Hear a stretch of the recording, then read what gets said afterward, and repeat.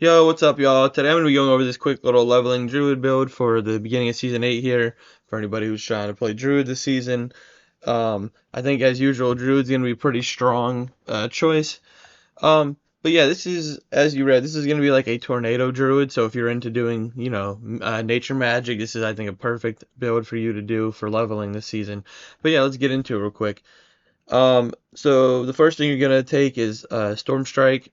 You're just gonna put a 1 into that, and you're gonna take Enhanced Storm Strike for the chance to immobilize all enemies, which is gonna be important for this build. And then you'll take Fear Storm Strike, which Storm Strike makes enemies vulnerable for 3 seconds. Um, it's always nice to get as much vulnerable as possible on enemies, as it deals, I think, what, 20 to 30% extra damage. Moving down here, obviously you're gonna pick Tornado. You're gonna max that out, put it 5 out of 5. Obviously, you take Enhanced Tornado for the 20% chance to spawn additional tornadoes. And then for this build, you're going to take Primal Tornado, which is enemies damaged by tornado are slowed for 8% for 30 seconds, stacking to 40%. Really, it's just important that the enemies are being slowed, which we'll get into down below. Put 1 into Heart of the Wild for, maximum spear increase by 3. But we're just doing that to get here, which is Wild Impulses, which our core skills are now going to cost 9% more spirit, but they will deal 15% more damage. Moving on, come down here and take Earthen Bulwark, and then you can take Enhanced Earthen Bulwark to be unstoppable. Later on, maybe you could put a point into preserving Earthen Bulwark. Maybe like, if you're feeling a little weak. Um, Innate Earthen Bulwark really isn't that important, I don't think. I mean, it's not bad to have the extra damage done when it destroys, but honestly, we just really want it to be unstoppable and have a little bit of an extra barrier around ourselves. Um, if you want, you could take this whenever you want. Just, do what you want to, right? However your build's feeling. Put 3 out of 3 in the Ancestral Fortitude. That's going to give us 15% non-physical resistances by 15%. Put 3 out of 3 in the Vigilance, which is going to gain us 21% damage reduction for 6 seconds after a defensive skill. And then put 3 out of 3 into Backlash, which is now we're going to deal 12% increased damage for 5 seconds after casting a defense skill.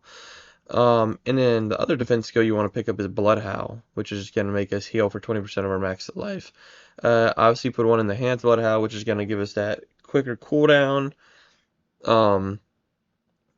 Each time, either we hit a ball. Oh, it says kill. Oh yeah, whenever we kill, it reduces cooldown of Blood Howl by 1 second. I don't know why I had trouble thinking about that. And then pick Preserving Blood Howl, which is going to increase our attack speed by 15% for 4 seconds. This innate Blood Howl is not important because it does generate 20 spirit for us, but the bottom half is useless for us because it says you deal 25% increased damage until you shapeshift out of werewolf.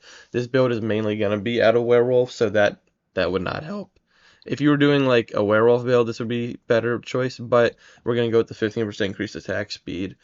Then you want to put 3 out of 3 in Nature's Reach, which is going to help us deal 15% increased damage to distant enemies. But the important part, like I mentioned earlier, is we're going to deal additional 15% damage if they are slowed, stunned, immobilized, or knocked back. So distant enemies should always be taking 30% increased damage, which is good because that means we can clear out packs, farther packs ahead of us quicker. Put 3 out of 3 in the Humanity, which is going to help us deal 15% increased damage while in human form. Like I said, that's going to be our main form. So it's important to get as much damage as possible. And then put 3 out of 3 in the Feral Aptitude, which is we're going to do 9% increased damage while healthy and another 9% increased damage while above 100% movement speed. And they both stack, as you see. So it is important that we get some movement speed down the line on our boots. You're going to take Poison Creepers. You just need to put 1 into this, really. This is just to help with the immobilization, but, yeah. So we'll take Enhanced Poison Creeper, which gives us an extra 1 second, and then, it also, you take Ferocious Poison Creeper, which is going to give us an extra duration, is increased by 30 seconds. So that way we're dealing as much damage as possible. Moving on, you're going to come down here and take Endless Tempest, 3 out of 3 for 15% extra Cataclysm, which is, we're going to get to that in a second. Take 3 out of 3 in the Elemental Exposure, which is our Storm skills have a 10% chance to make enemies vulnerable for 30 seconds. And then take 3 out of 3 in the Bad Omen, which now gives us up to a 30% chance when dealing damage to a vulnerable enemy, immobilized, or stunned enemy.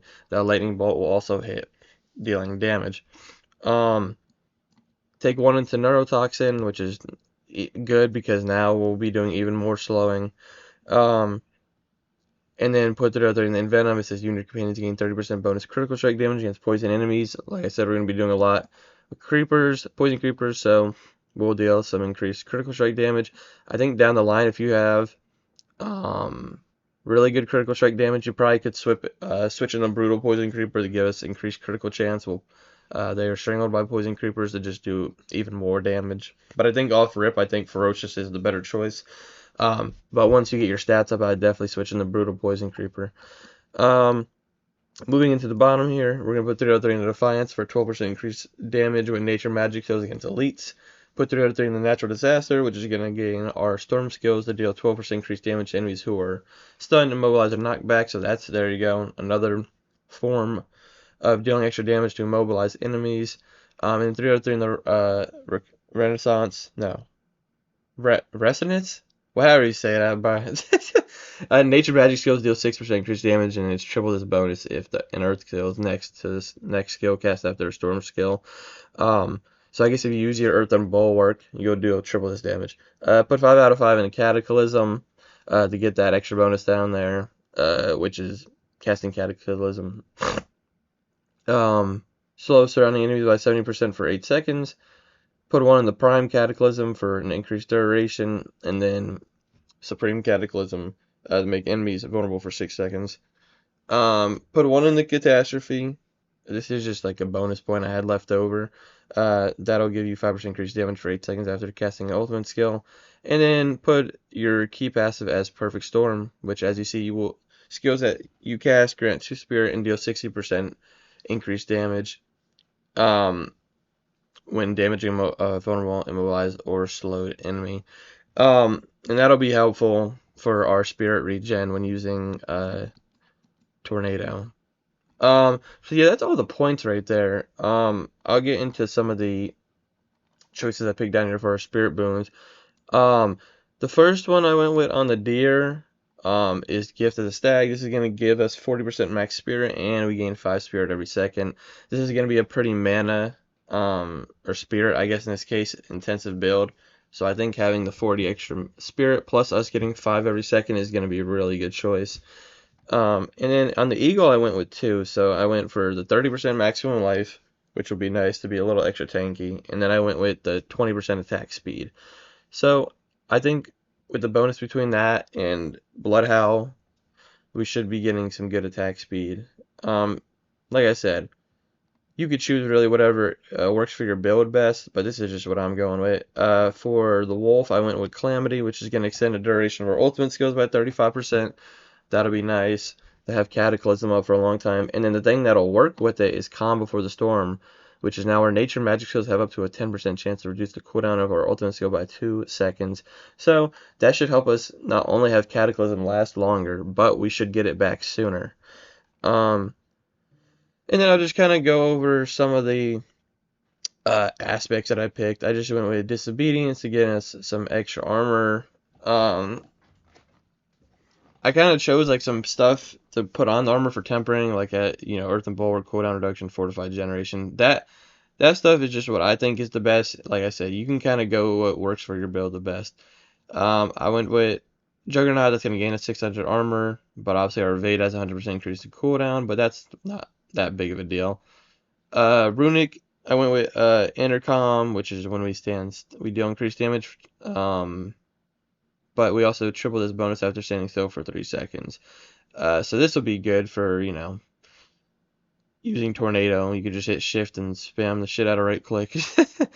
Then I went with Mending Stone, which is the duration of Earth and Bulwark is increased by 6 seconds. In addition, killing enemy replenishes, whatever amount of your active Earth and Bulwark barrier. When Ghost Walker, this is a self-explanatory pick. While it's stoppable, and for 4 seconds after, you gain 30% increased movement speed, and you are unhindered. And then for my staff, this is like the most important part for the build is the Storm Chaser aspect, which is tornadoes will seek up to 10 targets, or whatever number, and deal increased damage. I went with Impending Deluge, which is Storm Strike damage increased by 50%, increase for damage the target takes for other skills by 60%. I went with the Umbral, which is going to restore his primary resource when we crowd control an enemy, which will be often with poison. And then I went with Ferocious Rage, which is killing an enemy with a core skill refunds 35% of its base cost, which will be good for Storm, for Spirit.